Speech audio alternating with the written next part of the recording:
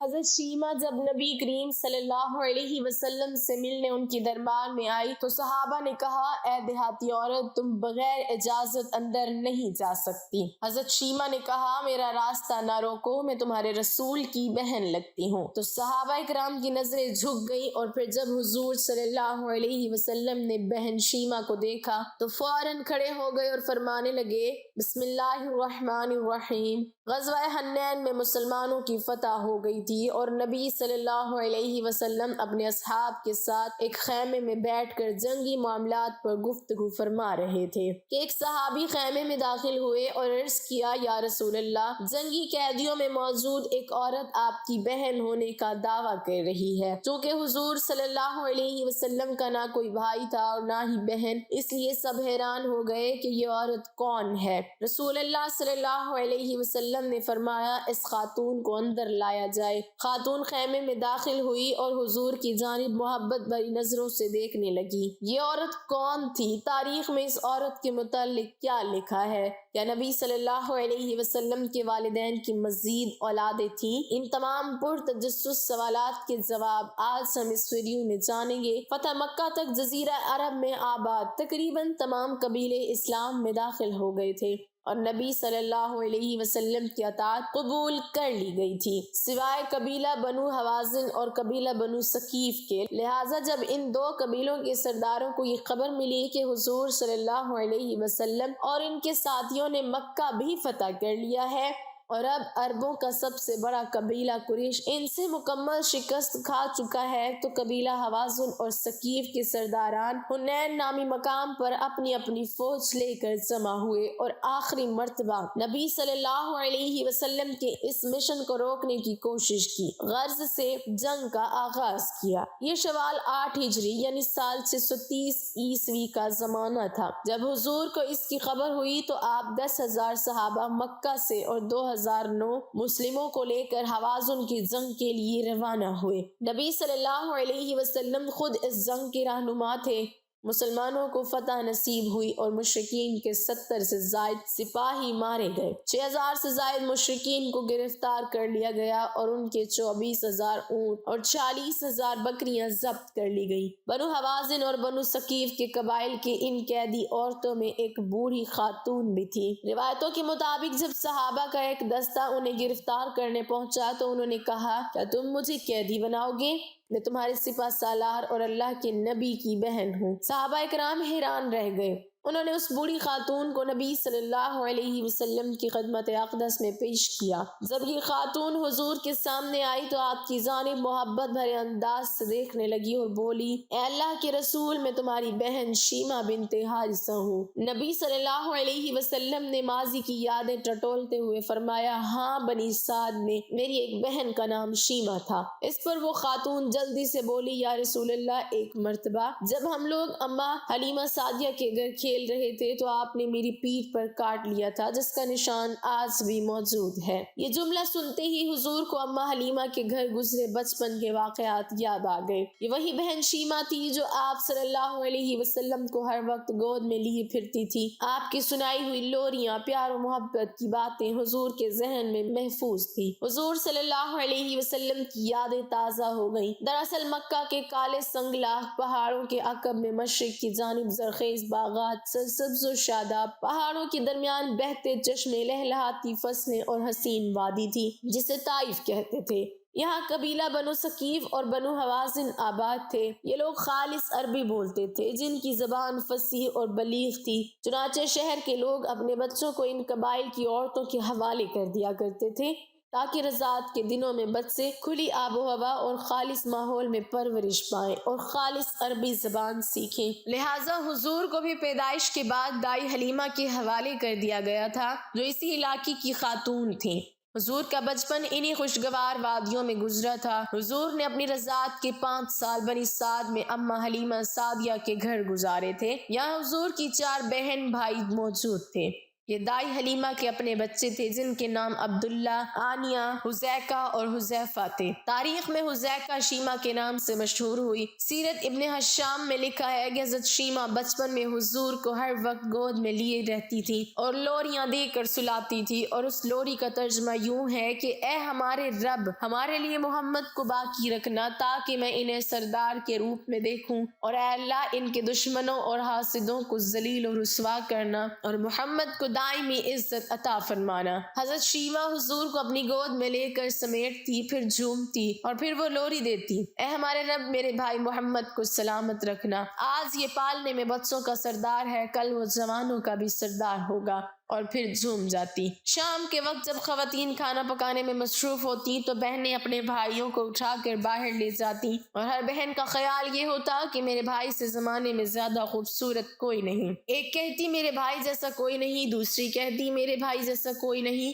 اتنے میں سیدہ شیمہ اپنے بھائی حضرت محمد صلی اللہ علیہ وسلم کو اٹھا کر لے آتی اور دور سے کہتی میرا بھائی بھی آ گیا ہے، تو سب کے سر جھک جاتے۔ سیرت کی کتابوں میں درج ہے کہ حضرت شیمہ شدید گرمیوں کی ایک دوپہر حضور کو باہر لے گئی۔ اما حلیمہ کو فکر لاحق ہوئی تو وہ انہیں تلاش کرنے باہر نکلی۔ دیکھتی ہیں کہ شیمہ آپ صلی اللہ علیہ وسلم کو گود میں لیے یہ شعر پڑھ رہی ہیں، یہ میرا وہ بھائی ہے جو میری ماں سے پیدا نہیں ہوئے، لیکن میں ان پر اپنے ماموں اور چچا فدا کرتی ہوں۔ اما حلیمہ نے فرمایا اے شیمہ، انہیں اتنی شدید گرمی میں لے کر کیوں آ گئی ہو؟ عرض کیا اما جان، انہیں گرمی نہیں لگ رہی ہے کیونکہ دھوپ سے حفاظت کے لیے ان پر ایک بادل سایہ کرتا رہتا ہے، جب یہ چلتے ہیں تو وہ بادل بھی چل پڑتا ہے، اور جب یہ رک جاتے ہیں تو بادل بھی رک جاتا ہے۔ اس طرح وقت تیزی سے گزرتا رہا، دن مہینوں میں اور مہینے سالوں میں بدل گئے۔ حضرت شیمہ جوان ہو گئی اور ان کی شادی بنو ثقیف میں کر دی گئی۔ 5 سالوں بعد حضور واپس مکہ چلے گئے۔ جب نبی صلی اللہ علیہ وسلم نے مکہ میں دعوت و تبلیغ کا آغاز کیا تو حضرت حلیمہ کئی بار مکہ اور پھر مدینہ آئی اور حضور سے ملاقات بھی کی، لیکن شیمہ سے آپ کی ملاقات نہ ہو سکی۔ اب اتنے عرصے بعد بہن کو قیدی کی حیثیت سے اپنے سامنے دیکھ کر حضور کی محبت امن پڑی اور آنکھوں سے آنسو جاری ہو گئے۔ بہن کے استقبال کے لیے اٹھے اور اپنی چادر زمین پر بچھا دی اور انہیں اپنے پاس بٹھایا۔ دونوں دیر تک بچپن کی یادیں تازہ کرتے رہے۔ صحابہ کرام ارد گرد کھڑے باتیں سن رہے تھے اور ان کی آنکھوں سے آنسو جاری تھے۔ تاریخ یعقوبی کے مطابق رسول اللہ صلی اللہ علیہ وسلم کے ساتھ سیدہ شیمہ کی بات چیت کے دوران انہوں نے حوازن کے قیدیوں کو رہا کرنے کی درخواست کی، لہٰذا حضور نے حکم دیا کہ قیدیوں سے فدیہ لے کر انہیں رہا کر دیا جائے۔ حضور نے بہت سا مال، چند اونٹ اور دیگر مویشی اپنی بہن کو عنایت فرماتے ہوئے یہ پیشکش کی کہ اگر وہ چاہیں تو مدینہ میں ہی رک سکتی ہیں، لیکن انہوں نے واپس اپنے قبیلے جانے کی خواہش کی، جس پر انہیں نہایت ہی عزت و احترام کے ساتھ ان کے گھر روانہ کر دیا گیا۔ قیدیوں کی رہائی کے بعد کچھ صحابہ کرام نبی صلی اللہ علیہ وسلم کی خدمت میں حاضر ہوئے تو آپ نے فرمایا جب بھی میں قیدی رہا کرتا ہوں تو میری یہ عادت ہے کہ میں تم لوگوں سے مشورہ کرتا ہوں، لیکن آج میں نے ایسا نہیں کیا اور قیدیوں کو آزاد کر دیا۔ صحابہ نے فرمایا یا رسول اللہ، آپ جو چاہیں کریں۔ حضور نے فرمایا جانتے ہو میں نے ایسا کیوں کیا؟ صحابہ نے پوچھا تو آپ صلی اللہ علیہ وسلم نے ارشاد فرمایا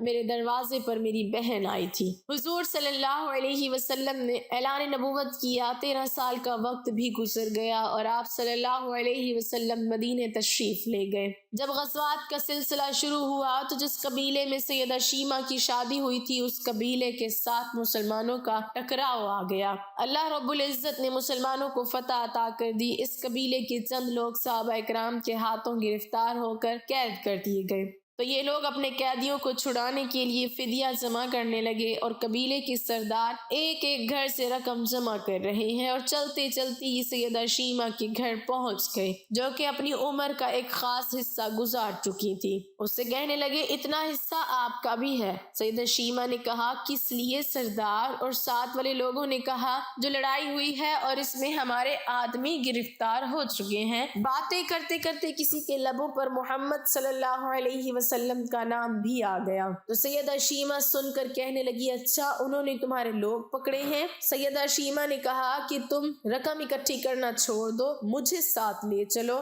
سردار نے کہا آپ کو ساتھ لے چلیں۔ سیدہ شیمہ کہنے لگی ہاں تم نہیں جانتے وہ میرا بھائی لگتا ہے۔ قوم کے سرداروں کے ساتھ سیدہ شیمہ حضور صلی اللہ علیہ وسلم کے نوری خیموں کی طرف جا رہی ہیں اور صحابہ کرام ننگی تلواروں سے پہرا دے رہی ہیں۔ یہ مکی دور تو تھا نہیں، مدنی دور تھا، اور سیدہ شیمہ قوم کے سرداروں کے آگے جب بڑھنے لگی، صحابہ نے تلواریں سونتی اور پکارا دیہاتی عورت رک جاؤ، دیکھتی نہیں آگے کود چائے رسول صلی اللہ علیہ وسلم ہیں، آگے بغیر اذن کے تو جبرائیل بھی نہیں جا سکتے، تو تم کون ہو؟ تو سیدہ شیمہ نے جواب میں جو الفاظ کہے ان کا اردو ترجمہ یہ ہے، میری راہیں چھوڑ دو، تم جانتے نہیں میں تمہارے نبی کی بہن لگتی ہوں۔ تلواریں جھک گئیں، آنکھوں پر پلکوں کی چلمنیں آ گئیں، راستہ چھوڑ دیا گیا۔ سیدہ شیمہ حضور صلی اللہ علیہ وسلم کی خیمہ نوری میں داخل ہو گئی تو حضور صلی اللہ علیہ وسلم نے دیکھا اور پہچان گئے، فوراً اٹھ کھڑے ہوئے، فرمایا بہن کیسے آنا ہوا؟ کہا آپ صلی اللہ علیہ وسلم کے لوگوں نے ہمارے کچھ بندے پکڑ لیے ہیں، ان کو چھڑانے آئی ہوں۔ حضور صلی اللہ علیہ وسلم نے فرمایا بہن تم نے زحمت گوارا کیوں کیا؟ پیغام بھیج دیتی میں چھوڑ دیتا، لیکن تم آ گئی، اچھا ہوا ملاقات ہو گئی۔ پھر آپ صلی اللہ علیہ وسلم نے قیدیوں کو چھڑانے کا اعلان کیا، کچھ گھوڑے اور چند جوڑے سیدہ شیمہ کو تحفے میں دے دی، کیونکہ بھائیوں کے دروازے پر جب بہنیں آتی ہیں تو بھائی خالی ہاتھ تو بہنوں کو نہیں موڑا کرتے۔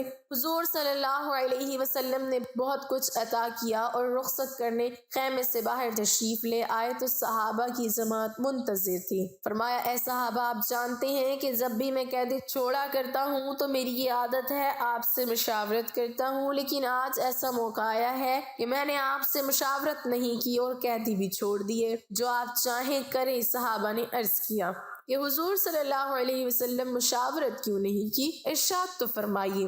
فرمایا میرے دروازے پر میری بہن آئی تھی۔ اللہ پاک ہمیں دین کی مکمل سمجھ نصیب فرمائے اور ہمیں نیکوکاروں میں شامل کرے، آمین۔ ناظرین کمنٹ باکس میں اللہ تعالیٰ کے 99 ناموں میں سے ایک نام ضرور ٹائپ کریں۔